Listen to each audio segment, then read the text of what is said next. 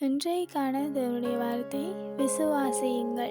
எண்ணாகமம் 14ஆம் அதிகாரம் 11ஆம் வசனம் சொல்லுது, இதுவரைக்கும் இந்த ஜனங்கள் எனக்கு கோபம் உண்டாக்குவார்கள், தங்களுக்குள்ளே நான் காட்டின சகல அடையாளங்களையும் அவர்கள் கண்டும் இதுவரைக்கும் என்னை விசுவாசியாதிருப்பார்கள். இந்த சம்பவம் எகிப்திலிருந்து மக்கள் கானான் தேசத்துக்கு செல்லுகின்ற போது நடைபெறுகிறதாக இருக்கிறது. அப்படி மோசே அந்த ஜனங்களை அழைத்து கொண்டு செல்லும் பொழுது எவ்வளவோ காரியங்களை தேவன் அவர்கள் நடுவில் செய்கிறார், எவ்வளவோ அற்புதங்களை செய்கிறார். ஆனாலும் அந்த ஜனங்கள் முறுமுறுக்கிறார்கள். அந்த அற்புதங்கள் அடையாளங்களை அவர்கள் விசுவாசிக்கவில்லை.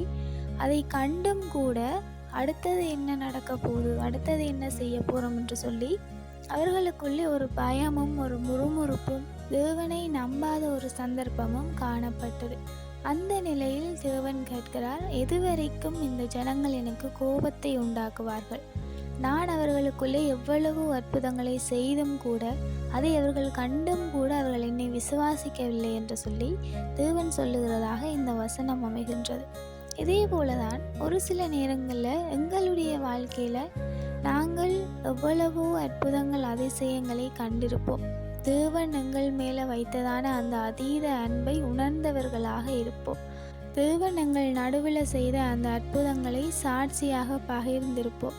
அப்படி இருந்தாலும் கூட ஒரு சில நேரங்களில் எங்களுடைய வாழ்க்கையில் ஏதாயிலும் ஒரு பிரச்சனை வரும் பொழுது நாங்களும் முறுமுறுக்கிறவர்களாய் தேவன் எங்களுக்கு செய்த அற்புத அடையாளங்களை மறந்தவர்களாய் இருக்கிறோம். அப்படி நாங்கள் இருக்கிறது தேவனுக்கு கோபத்தை உண்டு பண்ணும். எங்களோட வாழ்க்கையில் ஒரு பிரச்சனை வரும் பொழுது அந்த பிரச்சனையின் மத்தியில் தேவனை குறித்து நாங்கள் முறுமுறுக்காமல், அவரிடத்தில் கேள்விகளை தொடுக்காமல், இதற்கு முன்பாக எங்களுடைய வாழ்க்கையில் தேவன் செய்ததான ஒவ்வொரு காரியத்தையும் நினைத்து பார்ப்போமாக இருந்தால் இந்த பிரச்சனையிலிருந்து இலகுவாக நாங்கள் வெளியில் வருவதற்கு தேவன் உதவி செய்வாருங்கிறதான ஒரு விசுவாசம் எங்களுக்குள்ள வரும். அப்படி பிரச்சனைகளின் மத்தியில் தேவன் எங்களுக்கு முன்பாக செய்த காரியங்களை நினைக்கும் பொழுது எங்களுடைய விசுவாசம் பெரிதாகும். அப்படி நாங்கள் விசுவாசித்து இருக்கும் பொழுது அந்த பிரச்சனையிலிருந்து இலகுவாக வெளிவருவதற்கு தேவன் எங்களுக்கு உதவி செய்வார்.